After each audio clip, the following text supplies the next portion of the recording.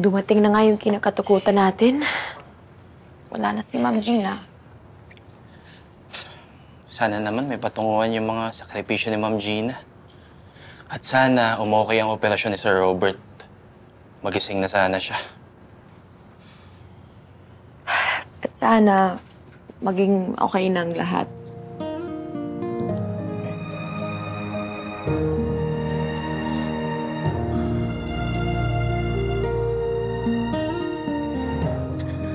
Tolits, tawag tayo ni Bessie sa opisina niya.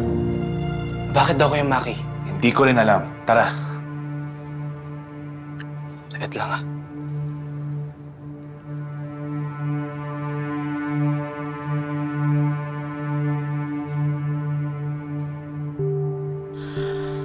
As you all know, bago na ang management ng supermarket na to.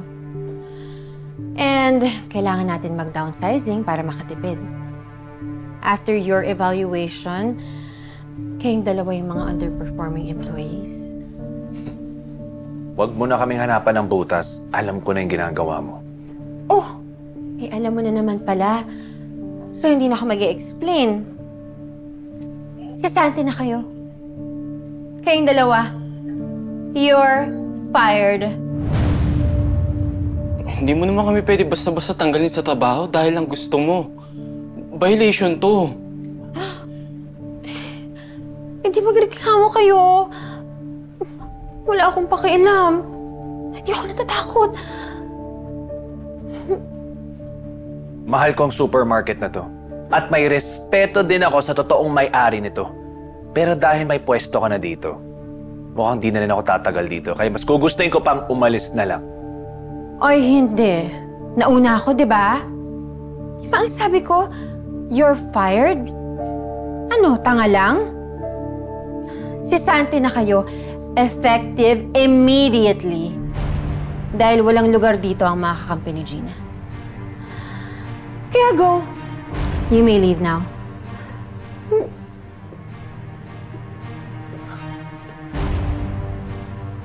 Ano ba? Umalis na kayo! Nangangamoy ang opisina ko. Alis na. Makita.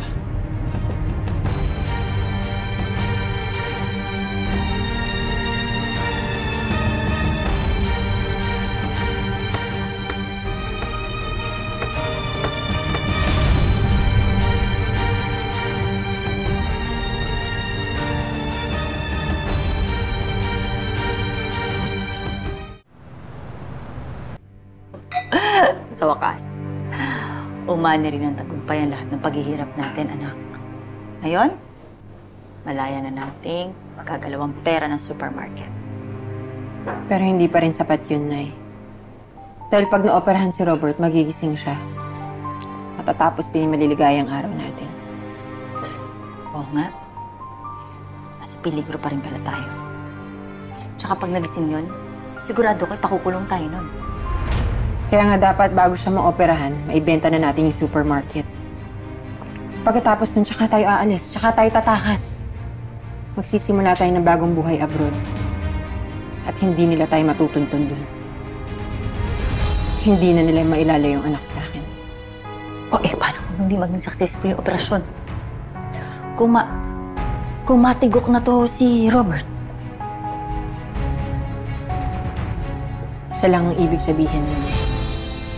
Maayon sa atin ang panahon. At hindi na tayo mapapaalis ng kahit sino man. Yun ang gusto ko. Tapos reyna na tayo ng supermarket.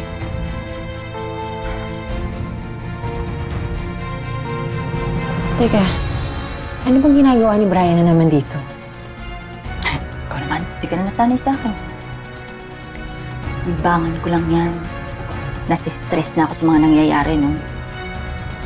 Tsaka, yaman na. Mapapakinabangan natin yan sa lahat ng plano natin kay Gina at kay Robert.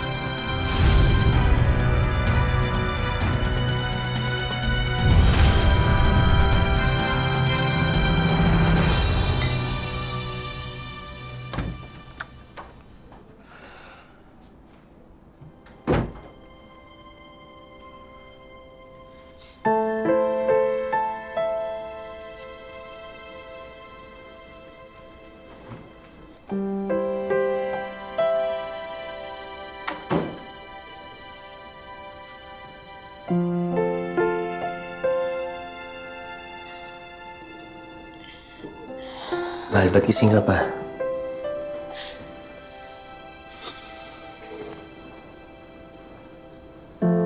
Maaga pa tayo bukas sa ospital. Bukas ang surgery ni Dad, di ba? Natatakot ako. Paano kung mali na naman yung desisyon ko? Paano kung hindi makayanan ni Daddy yung operasyon? Paano kung mamatay ang Daddy ko? Mahal, huwag mo isipin yan, ha? Let's stay positive. Hindi hahayaan ni Dad na hindi siya lumaban. Alam kong makakayanan niya to. Malalagpasan niya to.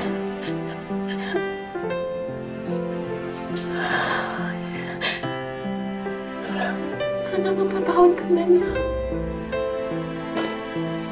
Kasama na rin ako nun. Kasi pinili kitang mahalin ulit. Kasi gusto ko pang makasama si Daddy ng buo tayo.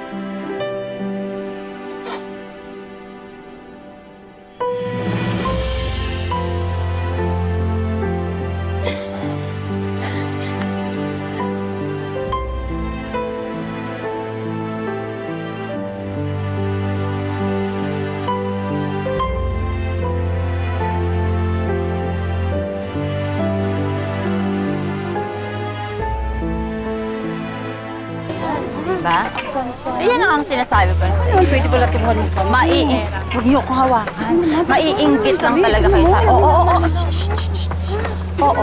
Babalatuhan ko kayo. Sige. Sige. Oo na. Sige na, iwanan niyo na ako. Taray naman! Parang nung isang araw, busabos ka. Problema sa pera. Pero ngayon, look at you. Kabugera naman. Ay, nako. Sinabi ko naman sa'yo babangon at babangon ako. At lahat na nakikita mo, totoo yan. Signature. Walang fake. Oo nga naman. Wala nga namang fake. Oo nga no. Wala ngang fake. Maliban sa nagsusuot. Mariba na naman tong inggiterang palakang to. Ba't ako maiinggit? Alam ko naman kung saan galing ang lahat ng yan. Talaga? Alam mo, pinaghirapan kaya namin to ni Betsy. Ay, oo nga. Pinaghirapan yung nakawe sa taong walang malay sa ospital at walang kamalay-malay. Atribida ka, no? Ba't di ka na lang masaya para sa ibang tao? Ay, talaga? Paano ako magiging masaya? Pati anak ko dinamay niyo, sinisante niyo sa trabaho. Ayun! Kaya ka nag-iiyak. Huwag kang mag-alala. Babalatuhan kita. Bigyan kita isang signature na bag na may granada. Talaga? Granada lang kaya mo, Susan. Ako may pasabog ako. Mas matindi. Ay, di ba baboy ka? O, ito, bagay sa'yo! Yan! Sige! Ayan! Ano? Baboy ang ugali mo sa mumuhay! Ano? Gusto mo pa? Gusto ka pa? Ano?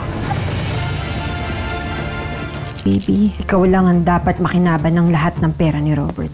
Betsy! Walang hiya ka. Di ba may usapan tayo? Ako na ang baong may-ari ng supermarket na to, kaya wala kayong magagawa sa mga desisyon ko. Dad, lumapat na. Dito lang kami. Hindi pala ganun kadaling ibenta yung supermarket na. Ang dami na hinihingi. Paano yan, Betsy? Baka mamaya magising yun. Sana nga mamatay na siya para wala na tayong problema. Gugustuhin talaga niyang magising siya, Doc. May unfinished business siya eh. Pwede na daw magising si Robert anytime soon. Wala pa akong nakikita at makukulong pa ako. Kung mabubuhay si Robert, baka yun naman ang ikamatay ko. Alam mo, matagal ko na iniisip to eh. Pero mukhang dapat ngayon na mangyari. Hindi na natin naantayin na magising pa si Robert.